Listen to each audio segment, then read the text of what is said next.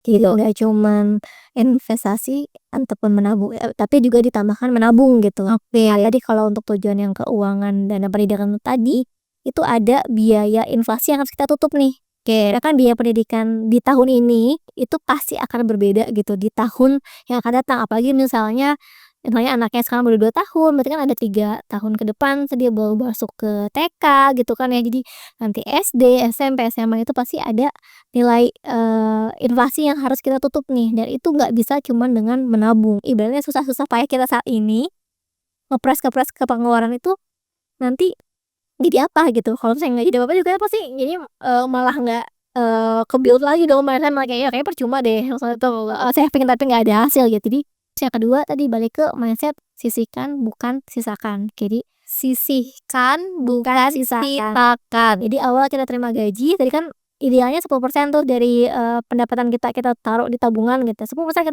kita sisihkan, pindahin ke rekening lain, udah jangan ganggu.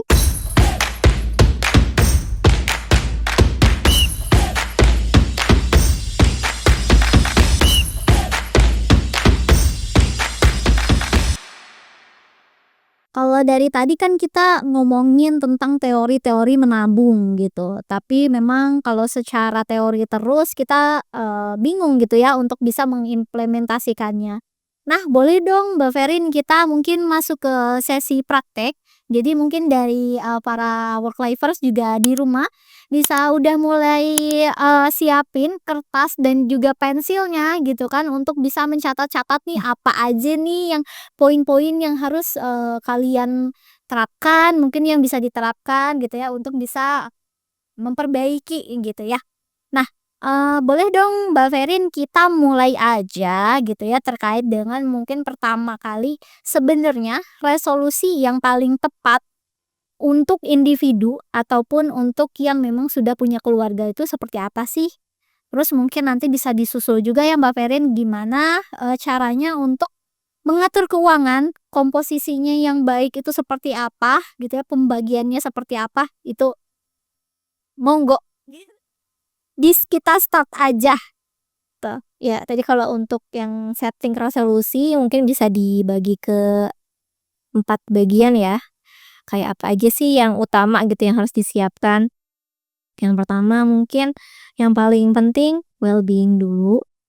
Di mana tadi, ada isu BPJS nggak bisa cover beberapa penyakit, jadi kita harus punya asuransi swasta, jadi kan wajib punya badan yang sehat. Nah, ini bisa dicapai dengan apa? Ya mulai berolahraga, mulai banyak gerak. Nggak mesti kayak langsung tiba-tiba daftar gym member 1 tahun, cukup, kayak kejar target harian 6.000 langkah per hari, terus kayak weekend banyakin olahraga, mungkin kayak jogging, terus juga makan makanan yang sehat, nggak yang minimalisir makanan yang micin-micin gitu supaya tadi, badannya sehat, minim juga sakit, jadi nggak perlu pengeluaran, biaya pengobatan dan juga kalau misalnya kita badannya sehat, otomatis kan lebih produktif gitu kan, jadi bisa mencapai target-target yang lainnya nih. Terus tadi udah well-being, ke karir. Nah, kalau untuk karir sendiri, di mana, banyak sekali ada isu layoff, pemecatan gitu ya beberapa perusahaan, maka fokus nih ke, kerjaan kita yang saat ini. Nah, syukur-syukur bisa promosi, di mana kan mendapatkan ataupun, kemungkinan besar misalnya, kayak gaji naik kan kalau misalnya promosi itu. Terus, ditambah juga kalau misalnya memungkinkan, ada side hustle. Kayak nambah, tambahan di mana tadi biaya makin naik juga kan berarti kita juga harus mempersiapkan adanya ya income tambahan juga untuk menyimbangi dengan pengeluaran yang ada. Nah udah well-being, karir, lalu ke relationship.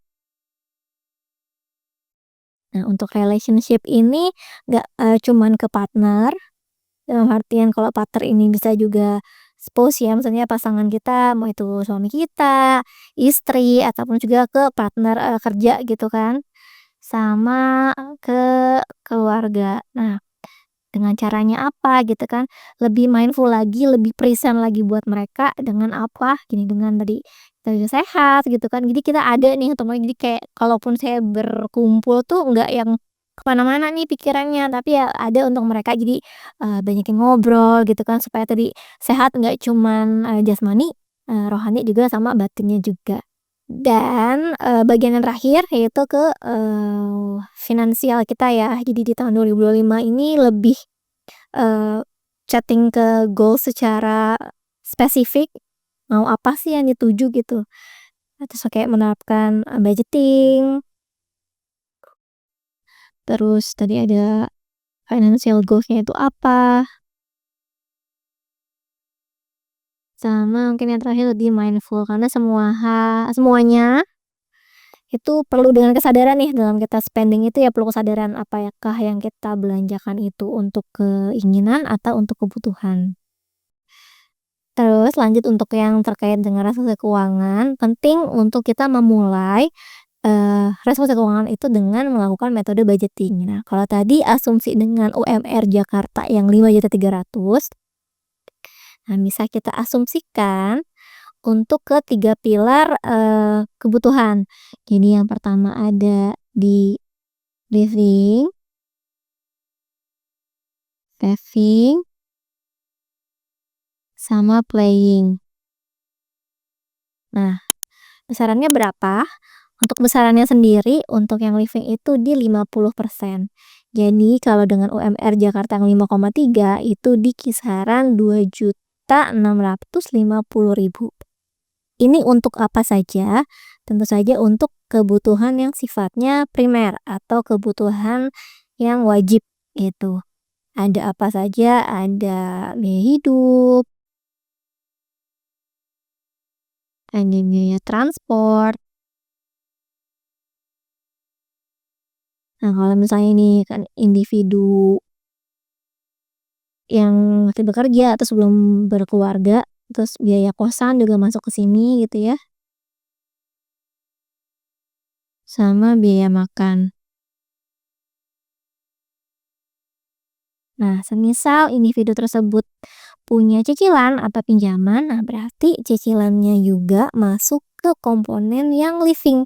Karena salah satu, komponen di living itu adalah adanya kewajiban, yaitu cicilan. Ini masuk ke cost yang living di 50%. Lanjut untuk yang saving ini ada, secara idealnya tuh 30%. Jadi kalau dengan UMR itu di kisaran 1.590.000. Ini untuk apa aja? Nah, tergantung dari, tujuan keuangan si individu ini nih, dia fokusnya atau prioritasnya mau ke mana.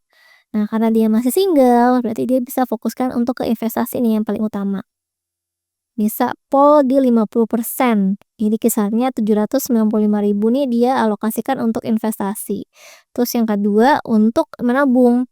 Menabungnya ini bisa represent untuk ke dana darurat ya, karena kan tadi masih, single. Ini di kisaran 30% atau di 477.000. Yang terakhir asuransi.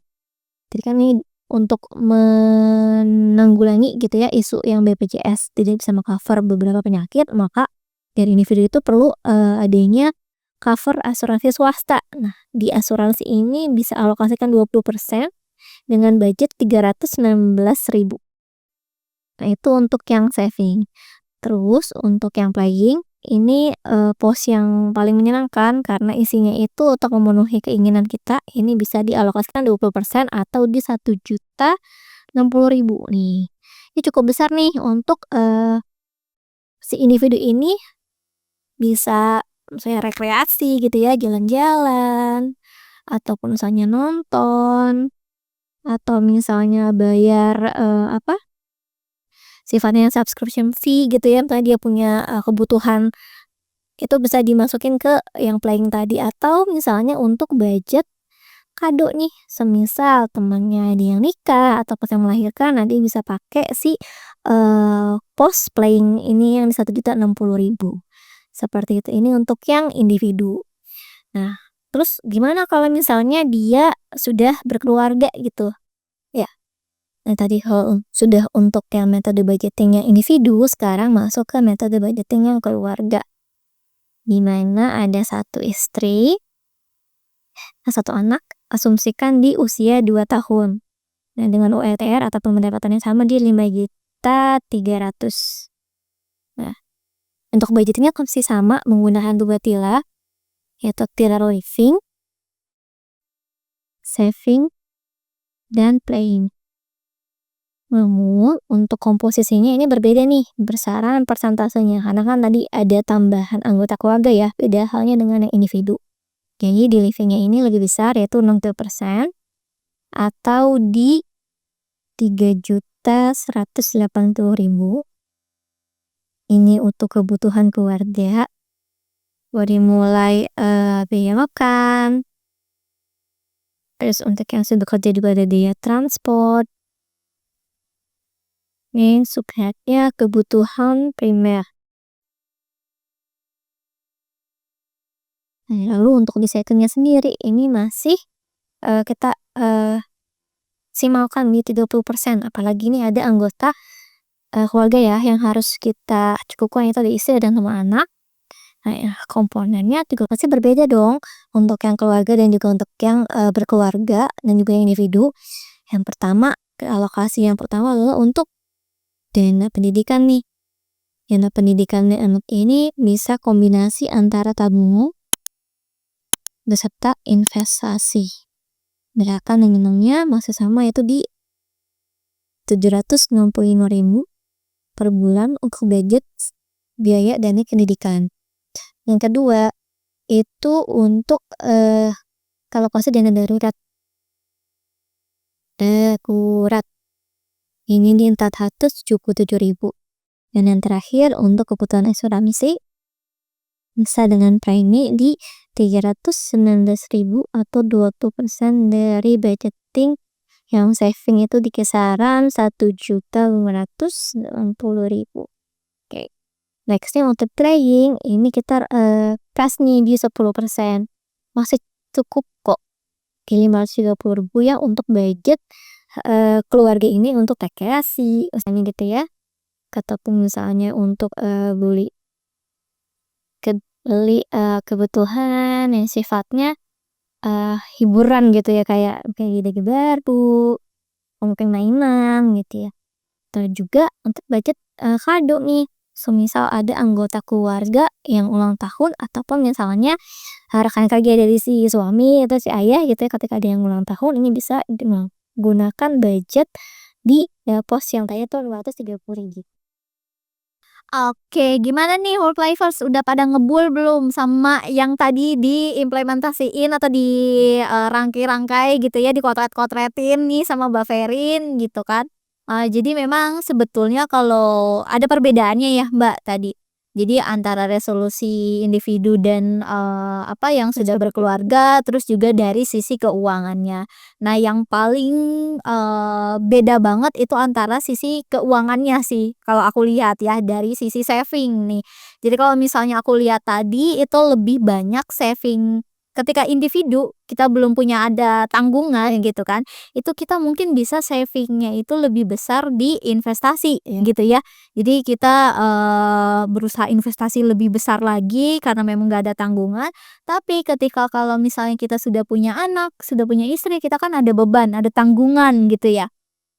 Dan savingnya itu better di-combine berarti ya gitu. Gak cuman investasi ataupun menabung, tapi juga ditambahkan menabung gitu. Oke ya, tadi kalau untuk tujuan yang keuangan dana pendidikan tadi, itu ada biaya inflasi yang harus kita tutup nih. Oke, kan biaya pendidikan di tahun ini itu pasti akan berbeda gitu di tahun yang akan datang. Apalagi misalnya anaknya sekarang baru 2 tahun, berarti kan ada 3 tahun ke depan dia baru masuk ke TK gitu kan ya. Jadi nanti SD, SMP, SMA itu pasti ada nilai inflasi yang harus kita tutup nih, dan itu nggak bisa cuman dengan menabung. Karena kalau menabung itu returnnya cukup minim, cuma di 0, berapa sekian gitu ya. Dan kalau misalnya inflasi sendiri kan tadi udah 1,84 tuh, itu inflasinya saja. Untuk dana pendidikan sendiri rata-rata di Indonesia itu di 6-10% inflasinya. Cukup tinggi. Karena harganya jadi makanya untuk mengcover itu ya tadi perlu combine, namanya nabung sama investasi. Oke, jadi gimana pinter-pinternya work lifers nih untuk bisa mengimplementasikan hal tersebut gitu. Oke, dari teori udah Mbak Ferin, terus juga praktek udah ya nih. Apalagi ya? Oke, nah mungkin kita terakhir, bisa bahas terkait dengan mindset kali ya, Mbak Ferin. Kalau misalnya dari tadi kita, mendengarkan teori, prakteknya juga udah dapet, tapi kalau misalnya untuk ngeimplementasiin nggak bisa, karena kita masih punya mindset-nya yang agak kurang nih, itu sama aja nggak sih, gitu. Nah, menurut Mbak Ferin sendiri, gimana sih, seseorang bisa memotivasi dirinya sendiri untuk setidaknya tuh konsen menabung dulu deh, gitu. Ya nggak apa-apa menabung sedikit-sedikit gitu kan, karena mungkin para work lifers di luaran sana kayak mikirnya, "Ah, gaji saya dikit, boro-boro untuk saving nih, untuk makan aja susah," gitu. Nah, tapi seenggaknya tuh konsisten aja dulu mindset-nya tuh kayak gimana sih biar dia itu bisa berubah. Terutama kalau misalnya ada godaan untuk berbelanja, tiba-tiba susah makan atau gimana gitu kan, itu pasti mereka harus mengeluarkan uang. Ataupun pengeluaran mendadak. Nah, itu kalau menurut Mbak Ferin gimana sih untuk building mindset-nya itu kayak gimana? Oke, kalau untuk building mindset-nya mungkin balik lagi, setiap individu harus nge-setting goals-nya nih. Biasanya kalau saya udah ada yang ingin dicapai kan pasti kitanya lebih ke ambisi ya, harusnya ada tujuan yang mau dicapai, kayak kita nih mau pergi gitu kan. Kalau nggak ada tujuan jadi pasti ke kanan kiri nggak jelas gitu kan. Nah, harus setting tujuannya tuh mau apa dulu nih, misalnya apakah misalnya sejumlah, oke akhir tahun pokoknya mau tabungannya ada 10 juta, ataupun misalnya akhir tahun mau punya barang baru dengan senilai berapa gitu. Nah, itu harus setting tujuannya supaya jelas nih kita mau apa yang kita tuju, jadi apa nih ibaratnya susah-susah payah kita saat ini ngepres-ngepres ke pengeluaran itu nanti jadi apa gitu. Kalau misalnya nggak jadi apa-apa juga pasti jadi, malah nggak, ke-build lagi dong mindset, malah kayaknya kayaknya percuma deh maksudnya saving tapi nggak ada hasil gitu. Jadi setting goals-nya, setting tujuannya apa.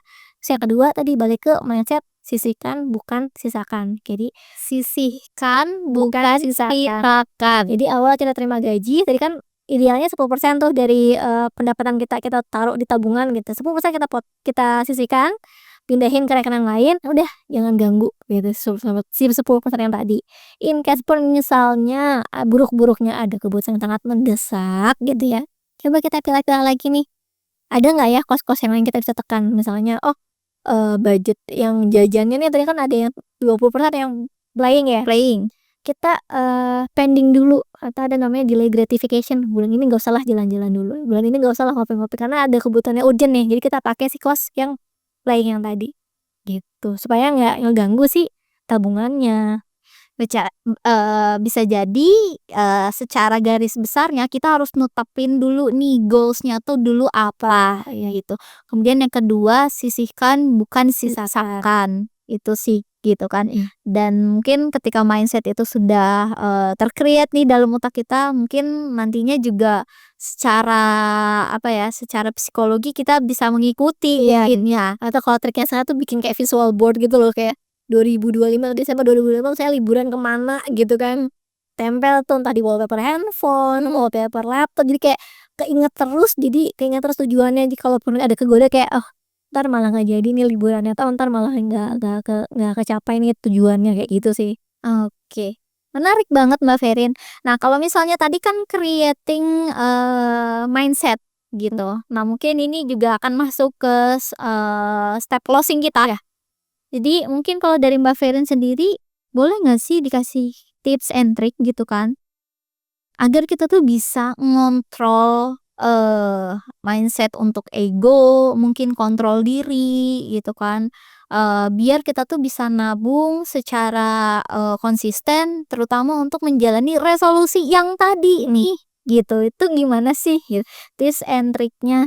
Tips and triknya paling penting adalah mindful. Kita sadar nih tujuannya kita mau kemana, apa yang kita perlu lakukan gitu, itu lebih mindful terkait dengan keuangan, lebih juga mindful spending.